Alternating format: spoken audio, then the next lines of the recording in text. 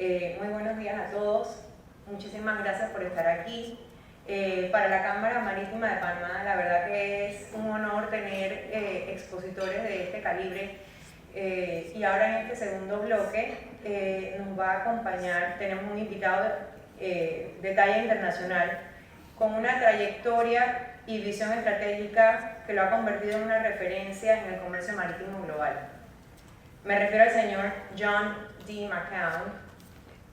El señor McCown es Senior Fellow residente del del Maritime Center of Strategy, que es un think tank del Navy League en Estados Unidos. Cuenta con más de 40 años, 4 décadas, de experiencia en el sector de transporte marítimo, combinado con funciones operativas y de inversión de alto nivel. Fue CEO de una naviera de portacontenedores y gestionó inversiones en transporte dentro de un fondo de cobertura de 20 millones de dólares. Durante 20 años trabajó muy cerca del pionero de la contenerización, el señor McCown, y es autor reconocido del libro llamado Giants of the Sea. Además, es fundador de Blue Alpha Capital, firma desde la cual produce análisis ampliamente citados sobre el desempeño financiero de los principales actores de la industria. Tiene un MBA del Harvard Business School y es titular de 2 patentes, una relacionada con la manipulación de carga contenerizada y otra con sistemas de propulsión de embarcaciones. Hoy nos presentará una ponencia titulada Rutas, Cambiantes, Desafíos y Oportunidades para el Comercio Marítimo Global. En ella explorará cómo los recientes cambios geopolíticos y económicos están reconfigurando las rutas del comercio marítimo y cómo países estratégicamente posicionados como Panamá pueden adaptarse y responder a estos cambios. Sin más preámbulo, recibamos al señor con un fuerte aplauso, Mr. John D. McCown.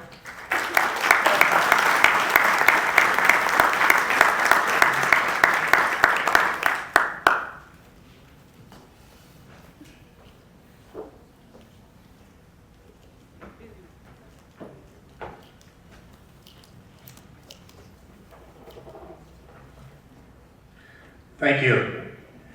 Good morning. It's my pleasure to be here with all of you. While it's been, I've only been in Panama physically one time, Panama has loomed large in my shipping career. What immediately comes to mind is its centrality in countless vessel deployment analysis I've prepared. I think I can still recite from memory nautical distances between Balboa and Cristobal and other key ports from the Waterman Book of Marine Distances that some of the veterans here may remember.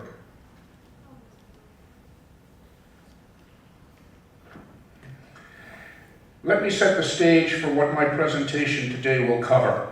I will start with a few charts related to volume growth trends in inbound containers coming into the U.S. My view is the container sector is the most important one for the canal. It represents 20% of transits and 45% of tolls. In presentations I make at port conferences, I say the focus should be on containers. When you solve for or do what is best for that sector, you invariably do the same for other sectors.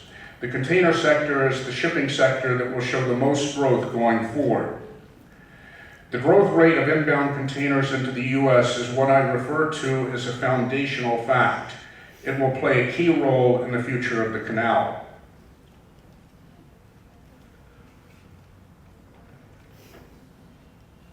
This chart is the monthly year-over-year change for inbound containers over the last 8 years. It is based on data from the top 10 U.S. ports that handle 86% of total U.S. container volume. The 23 smaller U.S. ports that handle the remaining 14% of containers would show very similar growth. The first couple of years showed the above GDP growth that containers have typically shown, although not as high of a multiple as in the past. But the biggest impacts came from the pandemic. As you can see, after the shock that caused some short-term declines, volume growth ramped up sharply. The uptick in volume from consumer purchases of goods was evident by mid-2020. It kept growing to a peak change of 68% in March 2021. Those growth rates decelerated just as quick. Between that and tough year-over-year comparisons, we were back to more typical growth by the beginning of 2022. The next year would see growth rates turn negative. Turns out the sugar high that led to previous purchases also pulled forward demand. In 2023-24, we went back to double-digit % volume growth that has stayed strong up until now. Almost 2/3 of inbound U.S. container loads originate in Asia. China alone accounts for 40%.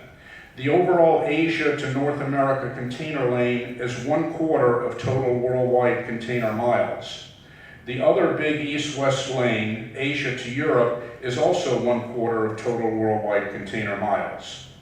As the chart shows, the pandemic had the effect of turning what was consistent volume growth rates at something above what the economy grew into a roller coaster. Between the first 12 months and the last 12 months, volume in the chart were unaffected by the pandemic. A comparison of those periods results in a compound annual growth rate of 3.8%. That happens to be the same volume growth rate for the 10-year period from 2010 to 2020. So it's fair to say that over the last 15 years, total inbound container loads have been growing at an annual rate of 3.8%. Going forward, my previous analysis has pointed to 2.7% as the long-term growth rate for worldwide container volume. I would typically expect U.S. growth to be at least that rate. Note that those projections do not take into account the effect of the latest tariff announcements. This chart takes the overall trailing 3-month data and splits it into the 2 primary coastal ranges. The top 10 U.S. ports are evenly split between 5 West Coast ports and 5 East Coast and Gulf Coast ports. The growth in coastal ranges has not been balanced. For much of the period, West Coast ports lagged behind the East Coast and Gulf Coast ports.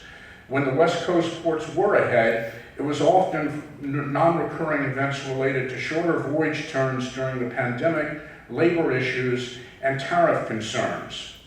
When you go through the same exercise of comparing the 12-month extremes in the chart, the actual West Coast ports growth rate was 2.6%, while the actual East Coast and Gulf Coast ports growth rate was 5.3%. The most relevant growth rate for Panama is the latter, because it is those Asia origin containers that transit the canal.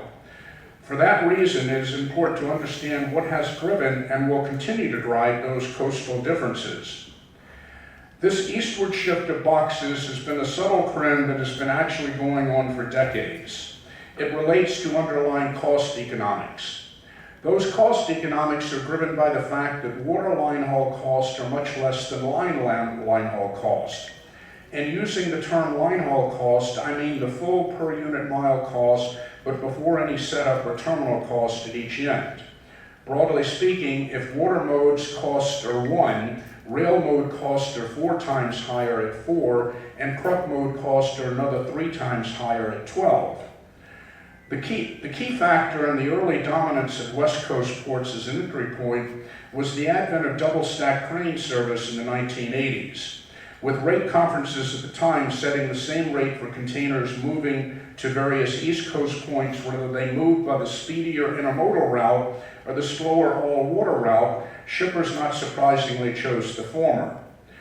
Driven by large amounts of containers moving across all or most of the country, the West Coast became the entry point for up to 80% of containers coming into the U.S. But that has dissipated over time, with the different services now priced based on underlying cost. This chart shows the West Coast port share of total inbound containers. Based on the trend line, the West Coast share of the top 10 went from 55.5% in 2017 to 48% currently. That is an average shift of 91 basis points per year over the same period. The expanded canal allowed 3 times larger container ships to transit.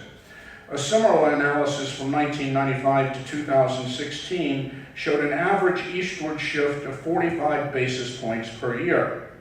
The subtle long-term underlying shift eastward due to cost economics therefore accelerated to twice as much when the larger locks went into operation.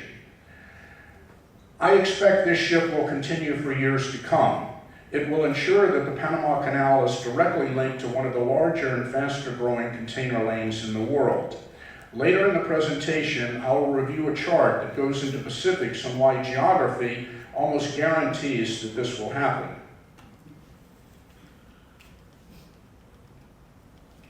The Center for Maritime Strategy is the Navy League's think tank where I serve as a non-resident senior fellow. I was brought on board a couple of years ago to write about matters where commercial shipping intersects with national security. All of my articles published by CMS have focused on that intersection, whether it involves container terminal capacity or the need for additional sea lift capacity from growing the U.S. flag merchant marine. I am a well-known advocate for a larger U.S. flag presence. In February, with the Panama Canal being in the news, a CMS colleague suggested I write an article. My research resulted in 2 articles, with the first focused on history and the second focused on the current situation. The full articles are available at the website of the Center for Maritime Strategy.org. I see building the canal as the greatest maritime infrastructure project ever. In a book I wrote about the development of the modern cargo shipping industry and the pioneers most responsible for it, I included a chapter called Geography and Its Impact on Shipping. Shipping generally adapts to the land masses making up 1/4 of our planet, as it is clearly constrained by them. The Panama Canal is a great example of mankind flipping that narrative. While I knew the broad history of the canal, as I researched it, I learned much more. The transition began in the Johnson administration and continued during the Nixon administration. Henry Kissinger would actually develop the framework that would be implemented by President Carter. It was overwhelmingly passed with bipartisan support in the Senate in 1977. Ronald Reagan chose to make it a major campaign issue with his, quote, "We built it, we paid for it, it's ours," unquote, refrain in his 1980 campaign against Carter. After he was elected, however, Reagan took no action to reverse the agreement, even though the handoff of the canal itself was 2 decades away. I saw firsthand the power of Ronald Reagan's political rhetoric. While in business school in 1980, I did some volunteer work campaigning for Republican Senator Howard Baker from Tennessee, who was running in the primary. He was one of many Republicans who voted in favor of the treaty. Even in liberal Massachusetts, people would hang up the phone when Baker's name was mentioned because Reagan had identified him as someone who voted for the treaty. When someone bangs the anvil related to something, but then fails to take action when they're in a position to do so, it's indicative to me that they themselves just see it as political rhetoric. In the second article, the focus was on examining the stated reasons and concern for the shift in policy.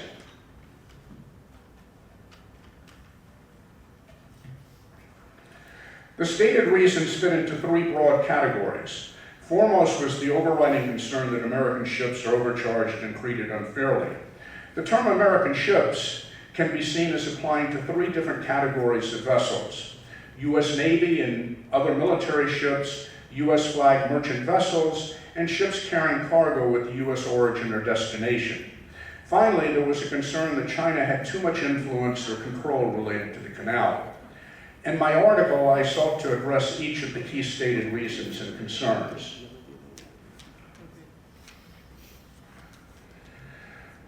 My analysis of the average tolls charged over the years had me concluding that they were and are reasonable. I came across a report that showed the average toll in 1982, which happened to be the year I was in Panama to assist a grain ship going through the canal. Compared to the latest available figures, the average tolls have grown 6.2% annually over the 41-year period.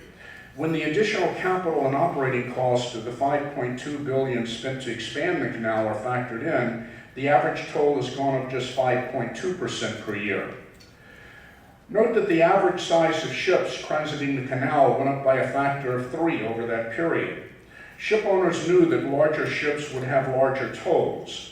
For much of the period, and certainly over the recent past, the canal has been operating at full capacity. Demand pushing up against supply limits typically pushes pricing up. When all these factors are considered, the increase in canal tolls does not seem unreasonable to me. Indeed, if tolls are seen as the rents on a unique infrastructure asset, the increases seem conservative when compared to other real estate appreciation. The key national security aspect relates to U.S. Navy ships. When I dug into that, I could only find 5 known transits over the last 8 years. All of those were destroyers just delivered by Ingalls Shipyard on the Gulf Coast. All were one-time transits to San Diego, where they were permanently based. While the Navy actively used the canal during World War II, that was 8 decades ago.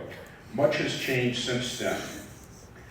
The 11 carrier strike groups are now the key part of projecting U.S. naval power. All those aircraft carriers are too big to go through the Panama Canal. 6 of the carrier strike groups are now based in the Pacific Ocean, with no need to transit the canal and any possible deployment to Asia.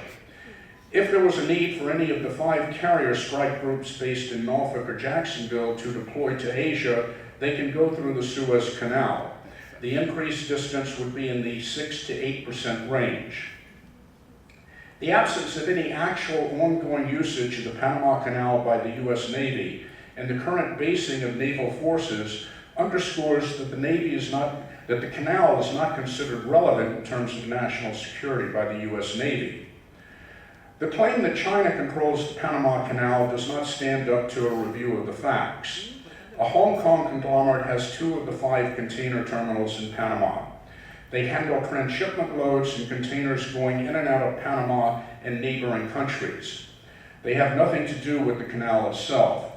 They represent just 1.3% of the total berths in a division that represented just 8.9% of the conglomerate's revenue. I became very familiar with that conglomerate while managing a large position in its stock while at a hedge fund. It is unreasonable to consider a de minimis segment of a conglomerate that actually has nothing to do with the canal to be a national security risk. In any case, that has been mooted out by the announced transaction to sell the terminal division to a U.S. private equity firm.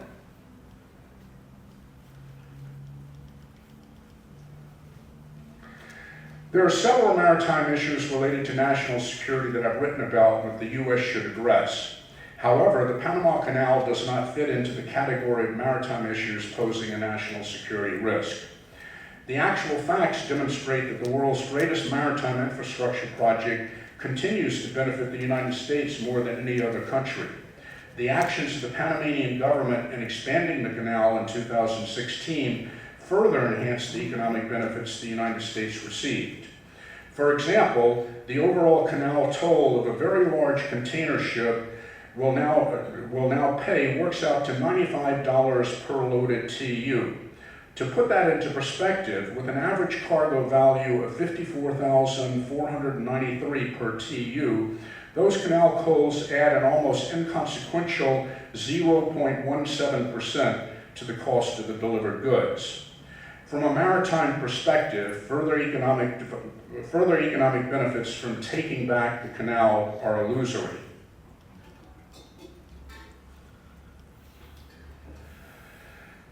The smart decision by the Panama Canal Authority made to expand the canal with bigger locks is an example of giving priority to the container sector. While that was the right focus, it ended up with an expanded canal benefiting most sectors.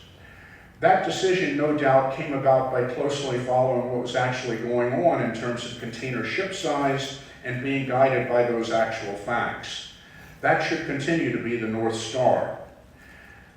There are a lot of macro things going on in the container sector today. The authority can't influence most of them, but the focus should be on what the opportunities could be from any catalyst. For instance, the USTR ship fee plan will likely lead to redeployments and transshipments. The current USTR ship fee plan has exceptions for voyages less than 2,000 miles and ships below 4,000 TEU capacity. Panama is ideally suited to have both more cargo activity and increased demand for canal transits. Demographics and population dynamics favor a continued eastward shift of inbound loads to the U.S. that will be a tailwind for the Panama Canal. The high-valued cargoes of the container ship sector also put it into the best position to whatever disruptions may occur. It is where people live on the mainland that guarantees an eastward shift on where the containers entering the U.S. will continue. Despite the initial entry point, the final destination for inbound containers is broadly correlated with where people live. This chart compares the current distribution of inbound containers to population distribution. The latter shows both populations on the actual coast as well as interior populations closer to each. For the current load distribution, we started with the breakdown of the top 10 ports in 2024 and then factored in the 23 smaller ports. Some 83% of the smaller ports are located on the East Coast and Gulf Coast. The inclusion of those ports had the effect of adding 5.5 percentage points there and taking away the same from West Coast ports. The resulting distribution of all 33 ports has 44.9% of the loads in via the West Coast ports and 55.1% in via the East Coast and Gulf Coast ports. Based, however, upon the current breakdown of population on the mainland, only 24.3% of the people live closer to the West Coast, with the remaining 75.7% being closer to the East Coast and Gulf Coast ports. When line haul cost factors are the only criteria, we would expect that all of that to shift. Will the full difference of 20.6 percentage points occur? Probably not, as transit time differences of up to 8 days will be meaningful to some shippers.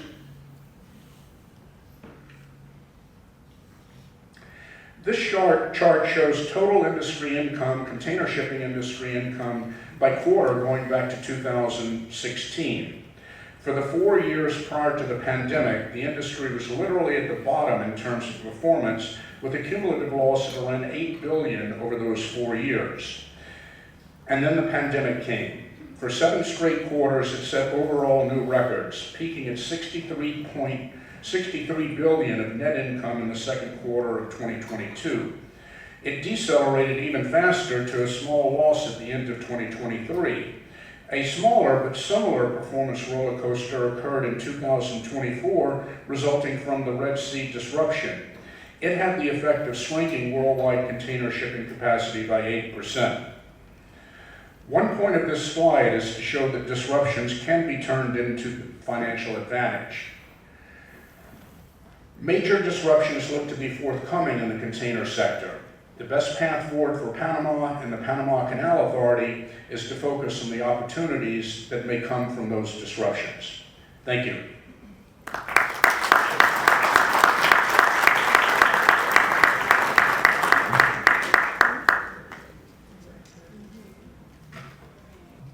Considerando su experiencia, ¿qué recomendaciones podría dar usted a las industrias marítimas que operan y dan servicios alrededor del canal para impulsar la competitividad de nuestro hub de servicios, aprovechando la eficiencia del canal? Entiéndase que estas industrias son los agentes, el servicio de bunker, repuestos y reparaciones, habituallamiento, supply, entre otros. My answer to that is look at the decision to expand the canal in 2016 as a template, and just keep on doing that. That was very fact-based. So look at the facts and disregard the noise, but look at the facts. Panama is blessed with a centrality of location. In the real estate business, they say the most important 3 factors are location, location, location.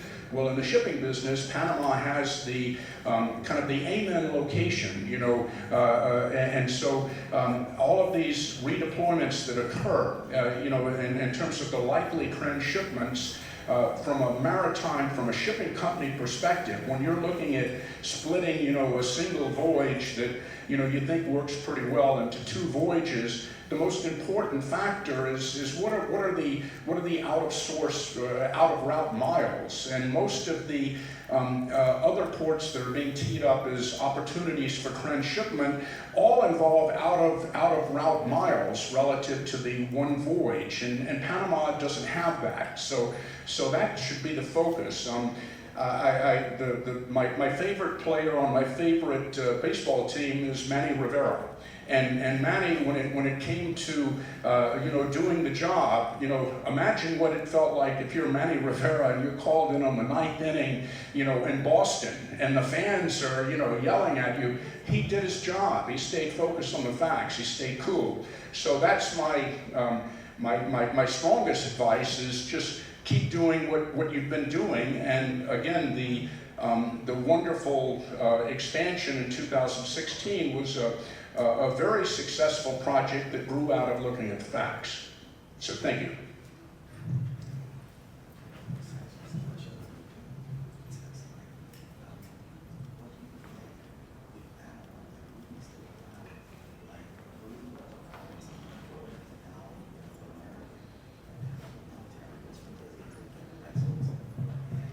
La pregunta es, la número 2 que nos llegó, ¿considera usted que si Panamá accede a transitar gratuitamente buques militares o estratégicos de los Estados Unidos, se compromete la verdadera neutralidad del canal? ¿Qué implicaciones usted considera?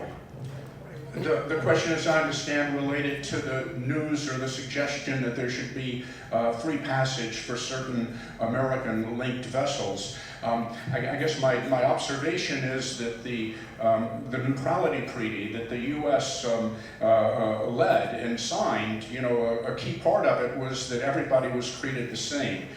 So as it relates to the military ships, that's kind of seems to be a null set, so that doesn't really matter. The U.S. flag commercial ships, are a very, very small amount. That again is a major change factor. When I started in the industry, I could rattle off a dozen transits, per week by U.S. flag merchant marine. Now you're looking at a couple of dozen a year. So that's really not a 9 factor.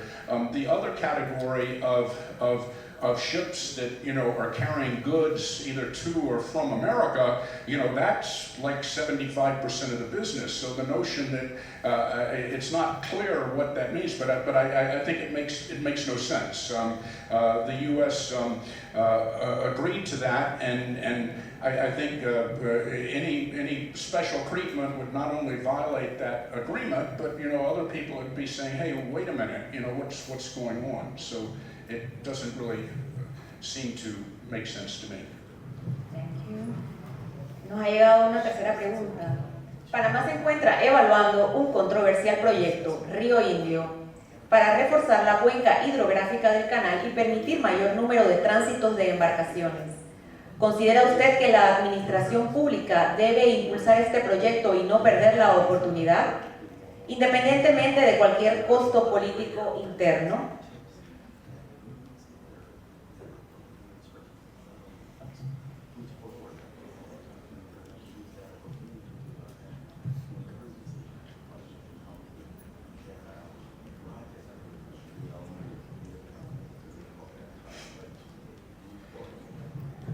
So the question, as I understand it, was about the concern, I guess at a height a year and a half, 2 years ago, about the water level and what should be done. And my understanding is it's being proactively looked at and kind of analyzed, what the facts are. And I think that's a good thing to do. That was, even though some people said it was kind of not necessarily a non-recurring thing, but I think it's important to kind of get in front of that. There was a concern on the part of the industry, and particularly in the container sector, the biggest ships had to not load to capacity, and that changes their economics. So you want to, I think, focus on that and show that there's a proactive, looking into the situation and trying to determine what can be done. And largely you're blessed in being in an area where there's a lot of water resources, and so I think it makes sense to look into that and again use the template of the expansion in 2016, in the process that went through that, again looking at the facts and then taking action where it seems that investments could be made, because I think that those will pay a nice return. Thank you, that's all.